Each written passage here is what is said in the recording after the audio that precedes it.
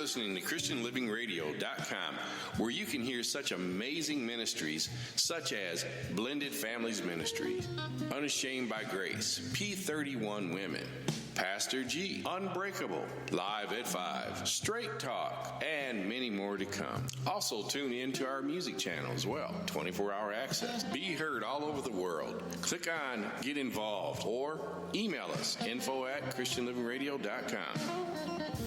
Palm limbs or whatever. But you can pick the fruit, you can trim the branches.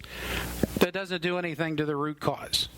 So what we have to deal with is identifying what the root is, deal with it. It could be jealousy, it could be anger. It's going to be some form of selfishness. When you really get down to it, that's the root. Selfish. It's me, myself, and I, not Father, Son, Holy Spirit. It's different, unholy Trinity, right? Me, myself, and I. But if all you do is keep dealing with the fruit, it's like going to the doctor, you got a runny nose, he gives you something to dry up your nose. It doesn't kill the germs. It treats the symptom. So when there's some sort of sin down here, which is the root, it produces sinful symptoms. So you have to deal with the root causes, deal with that, but you have to identify them so that they can be dealt with. It could be, somebody committed adultery on you. So somebody could have abused you.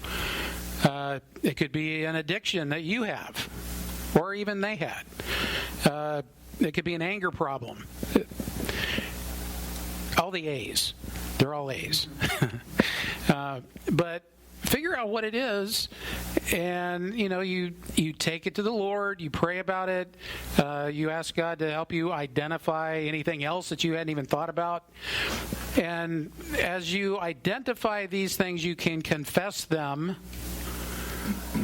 and get forgiveness for those, and then you're freed from that particular chain, right?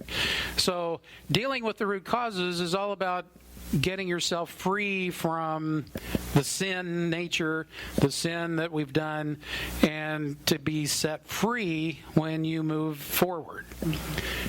If you still got all this kind of stuff in the background and you try to move forward, eventually you're going to get to the end of the chain, and it's going to yank. It's the dog with X amount of chain, and it's just enough to reach the fence. He runs after you, and then it chokes him, right? Just enough to think you're getting somewhere, and then smack, it grabs you. Okay, so it's very important, once you've identified the root causes, you're ready to move on, finally, but you have to be able to forgive the other person for whatever it was they did, but it's also important to forgive yourself for whatever you did. So many people have a hard time with the self-forgiveness. But it takes time. It takes time to heal. Part of the healing process is the forgiveness process. It's important to just understand who God is, right? God allows do-overs. He's all about second, third, fourth, 85th, 100th do-overs, right? However long it takes. Just don't leave, right? Don't quit. And God is all about those that keep trying. It's kind of amazing how he wants you to do something, and he's ready to help you get there, but you got to get your foot in the water before he stops the river up the stream, right? You got to get your foot in. You can't just stay on the ground and wait for it to stop. You got to get in the water, and then he takes care of things. Okay. Moving on, remarriage after the loss of a spouse.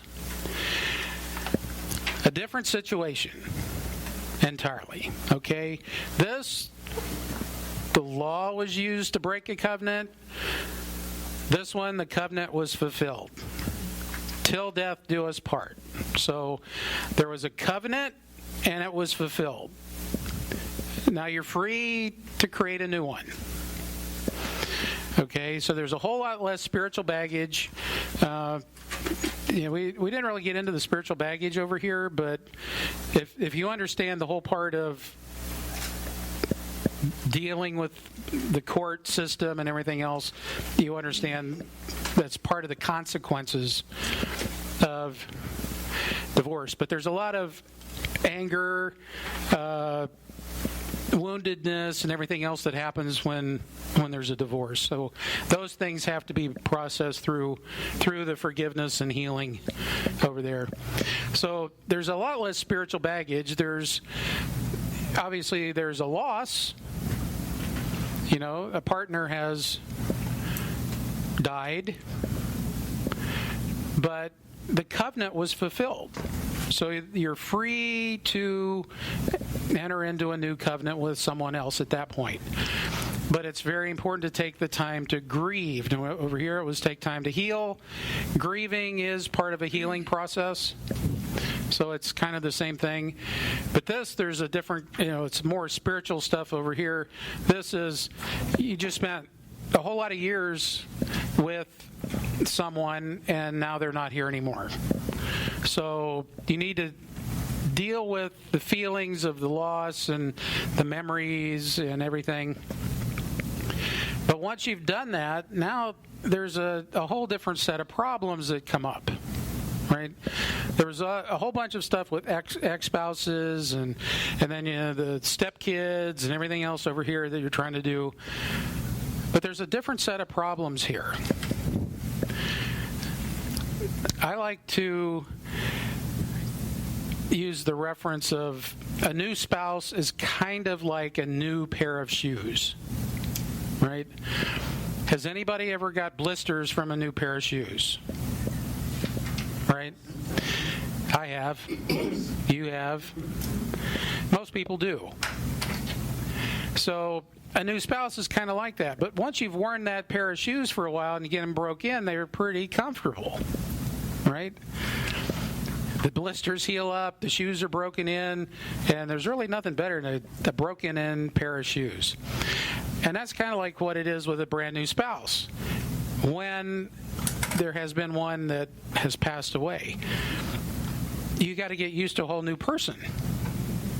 This person is not the other person.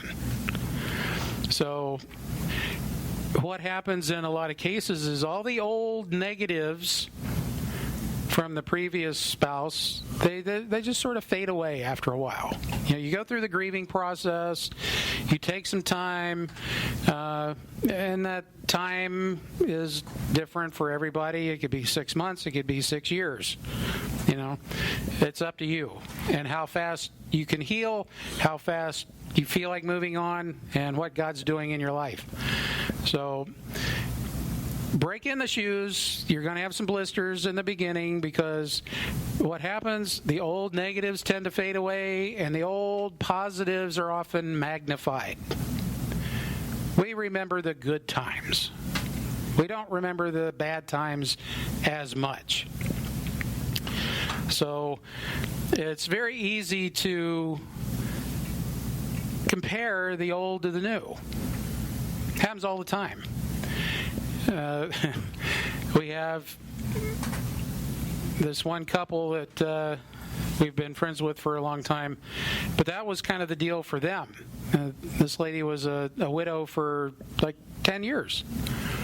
And so then she finally met somebody, she was ready to get married, and we started, we didn't know them until we started counseling them, right? And one of the biggest issues was, my old husband never used to do this. And we're like, well, this isn't your old husband. This is a different guy, right? But that was one of her issues, was she was constantly comparing the new guy to the old guy. I mean, she really loved the old guy, but he died. And now she's married to this guy, and it's like all she can see is there's a sinner here. right?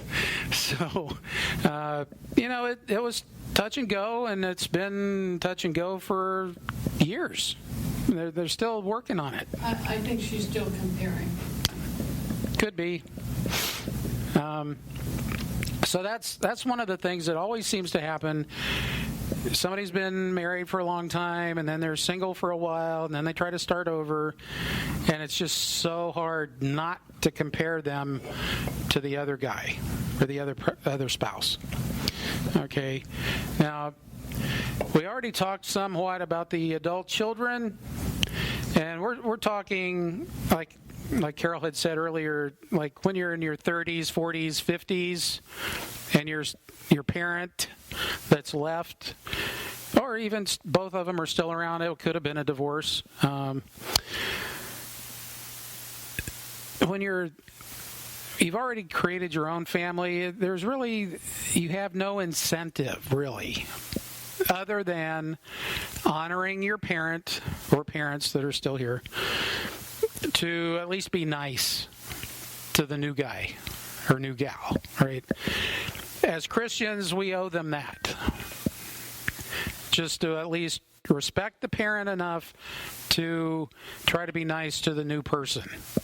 Now, it's not always easy, because sometimes this person is a jerk, and you feel bad for your parent that now they have a jerk to deal with, and you don't like them.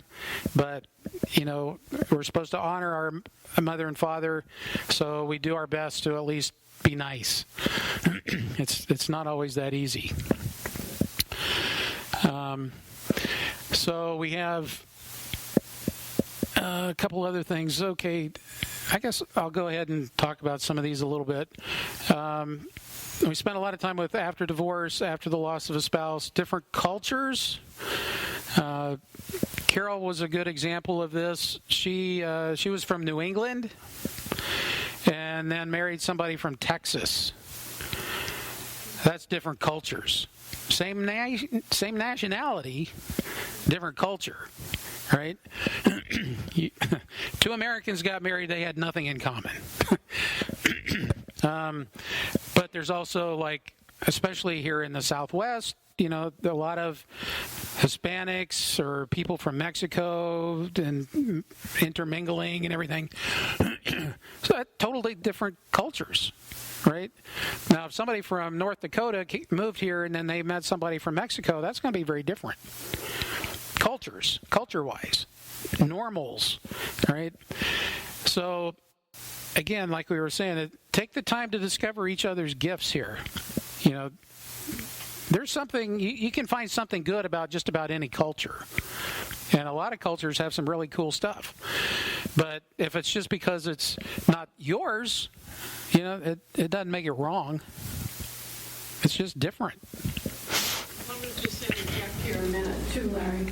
Okay. Regarding the counseling that we do, which we still counsel, it is possible for married couples to be blended in more than one way. Different cultures coming together, different religions coming together, and then blending your family and my family. That's 3 types of blending they have to begin with. For example, if you're Hispanic and you marry a Caucasian, that is a different religion. Not a different religion, a different heritage. And then you have one and I'm thinking of one in particular couple, say one is a Catholic and one is AFG or Baptist. And then you try to blend the families together. And then a lot of times you have our charter, so you have yours, mine, and ours. So there could be even 4 types of blending in marriages today. And one is bad enough, but when you put the whole ramification together, that can be those can be quite issues. And those are some of the things that we do counsel about to try to help you be able to handle those issues. But I just wanted to point out, I believe we were talking with one of the pastors here, trying to explain a little more about our blended family ministry. And he hadn't even thought of that